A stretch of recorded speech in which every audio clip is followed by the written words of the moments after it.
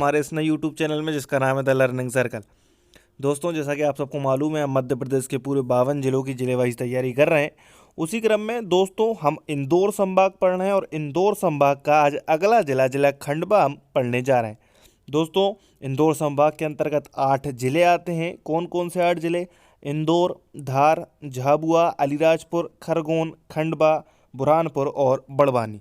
तो दोस्तों, खंडवा शुरू करने से पहले मैं आप सबसे रिक्वेस्ट करना चाहूँगा, यदि आप चैनल पर नए हैं तो कृपया चैनल को सब्सक्राइब कर लें और बेल आइकन को दबा लें। तो सबसे पहले दोस्तों खंडवा की मैप में स्थिति देख लेते हैं। मध्य प्रदेश के मैप में, मध्य प्रदेश के नक्शे में कहाँ पर स्थित है खंडवा? जी हाँ दोस्तों, जो पीला वाला भाग है वो खंडवा है।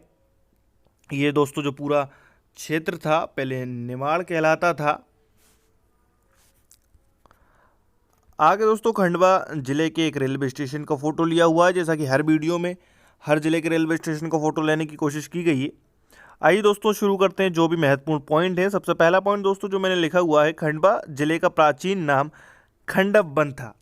जी हाँ दोस्तों, खंडवा जिले का जो प्राचीन नाम था वो खंडव था, जो बाद में बदलते बदलते खंडवा हो गया। दोस्तों, जिलों के प्राचीन नाम पुराने नाम पूछे जाते हैं, इसी क्रम में मैंने ये नाम लिखा हुआ है। उसके बाद दोस्तों अगला पॉइंट लिखा हुआ है, 15 अगस्त 2003 को खंडवा जिले से पृथक कर बुरहानपुर बनाया गया था। जी हाँ दोस्तों, बुरहानपुर जो जिला है वो खंडवा जिले का ही भाग था पहले। 2003 में जब जिले अस्तित्व में आए कुछ, उसी क्रम में दोस्तों बुरहानपुर भी खंडवा जिले से कटकर एक जिला बना। उसके बाद दोस्तों अगला पॉइंट लिखा हुआ है, नर्मदा और ताप्ती नदी के बीच में स्थित है खंडवा। जी हाँ दोस्तों, खंडवा जो जिला है वो नर्मदा और ताप्ती नदियों के बीच में स्थित है। उसके बाद दोस्तों अगला पॉइंट लिखा हुआ है, 1956 से पहले निवाड़ के रूप में महाकौशल का क्षेत्र था। जी हाँ दोस्तों, 1956 से पहले जब मध्य प्रदेश अलग अलग पार्ट्स में डिवाइड था तो ये निवाड़ क्षेत्र कहलाता था दोस्तों। और निवाड़ क्षेत्र में जो निवाड़ क्षेत्र था वो महाकौशल के अंतर्गत आता था।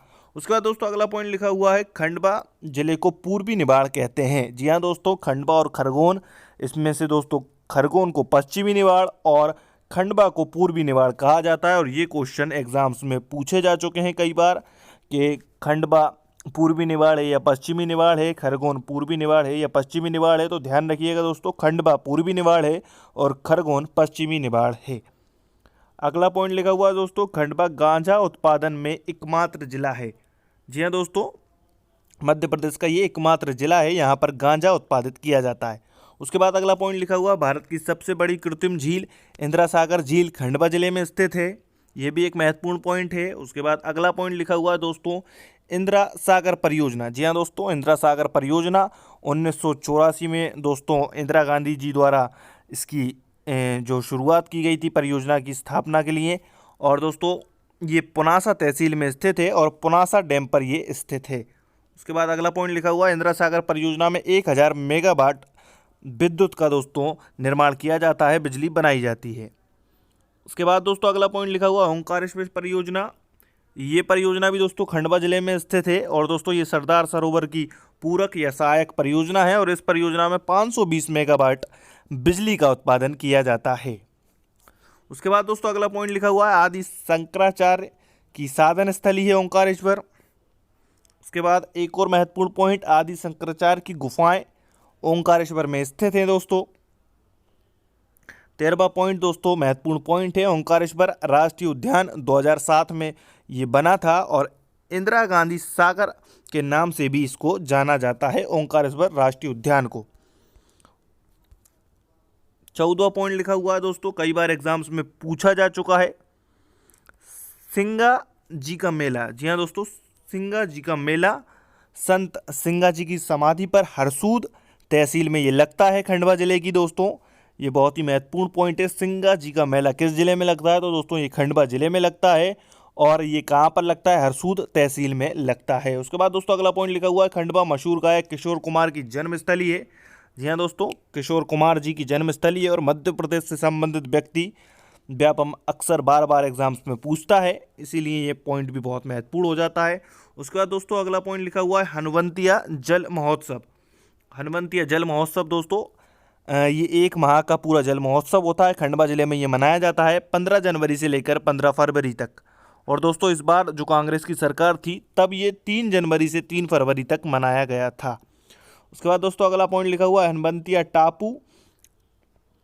दोस्तों ये एक मानव निर्मित टापू है और इसको विश्व पर्यटन के रूप में विकसित किया जा रहा है।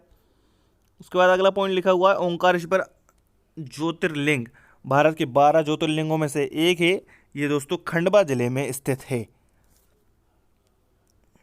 अगला लिखा हुआ है दोस्तों खंडवा खरगोन सुनहरे जिले कहे जाते हैं। जी हाँ दोस्तों, खंडवा और खरगोन जो हैं वो कपास उत्पादन के कारण सुनहरे जिले कहे जाते हैं। उसके बाद अगला पॉइंट लिखा हुआ है खंडवा जिले का प्याज उत्पादन में प्रथम स्थान है। जी हाँ दोस्तों, प्रदेश में यदि प्रथम स्थान देखा जाए प्याज उत्पादन में तो खंडवा जिले का प्रथम स्थान है। उसके बाद दोस्तों अगला पॉइंट लिखा हुआ है मध्य प्रदेश का पहला कोरकू जनजातीय सामुदायिक रेडियो केंद्र खंडवा जिले में स्थित है। दोस्तों कोरकू जनजातीय सामुदायिक रेडियो केंद्र मध्य प्रदेश का पहला। उसके बाद दोस्तों अगला पॉइंट लिखा हुआ है ओंकारेश्वर में नर्मदा ओम के आकार में बहती है। दोस्तों ऐसा माना जाता है कि जो ओंकारेश्वर है वहाँ पर नर्मदा ओम के आकार में बहती है। उसका दोस्तों अगला पॉइंट लिखा हुआ है गौरीकुंज ऑडिटोरियम किशोर कुमार की याद में दोस्तों ये बनवाया गया था ऑडिटोरियम। ये कहाँ पर स्थित है गौरीकुंज ऑडिटोरियम? ये भी खंडवा जिले में ही स्थित है।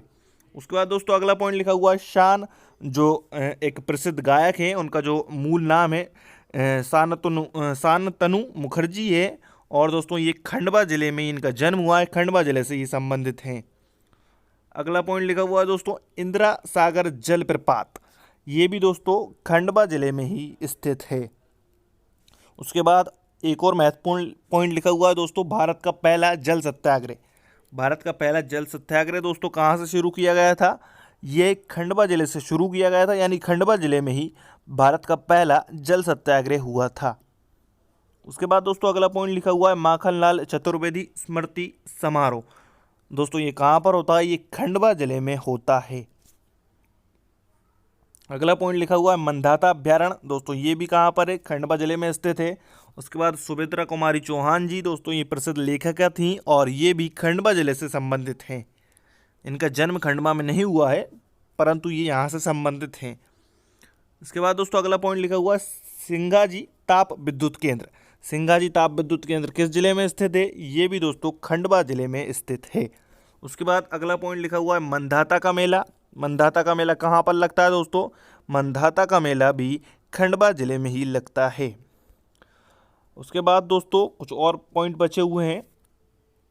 24 अवतार जैन मंदिर, कुंती मंदिर, सिंगाजी धाम आदि धार्मिक स्थल दोस्तों खंडवा जिले में स्थित हैं। उसके बाद सूरज कुंड, पद्म कुंड, भीम कुंड, रामेश्वर कुंड आदि दोस्तों जो कुंड हैं महत्वपूर्ण ये भी खंडवा जिले में स्थित हैं। एक और पॉइंट लिखा हुआ है दोस्तों खंडवा जिले में नर्मदा और ताप्ती नदियां बहती हैं। दोस्तों जो नदियां हैं खंडवा जिले में कौन कौन सी नदियां हैं? नर्मदा और ताप्ती, और पहले भी हम पढ़ चुके हैं दोनों नदियों के बीच में ही खंडवा स्थित है। उसके बाद दोस्तों अगला पॉइंट लिखा हुआ है खंडवा जिले में कपास का उत्पादन होता है। चूँकि दोस्तों कपास का उत्पादन खंडवा और खरगोन में बहुत ज़्यादा होता है और इसी कारण इनको क्या कहा जाता है? सुनहरे जिले भी कहा जाता है। अगला पॉइंट लिखा हुआ है दोस्तों तुलजा भवानी मंदिर, ओंकारेश्वर ज्योतिर्लिंग, दादाजी दरबार, गौरीकुंज ऑडिटोरियम, घंटाघर आदि धार्मिक व पर्यटन स्थल खंडवा में स्थित हैं। दोस्तों खंडवा जिले से जो भी महत्वपूर्ण पॉइंट थे वो मैंने सब कंप्लीट करने की कोशिश की है। यदि आपको ये वीडियो पसंद आई हो तो वीडियो को लाइक करें, शेयर करें, हमारे चैनल को सब्सक्राइब कर दें। धन्यवाद दोस्तों।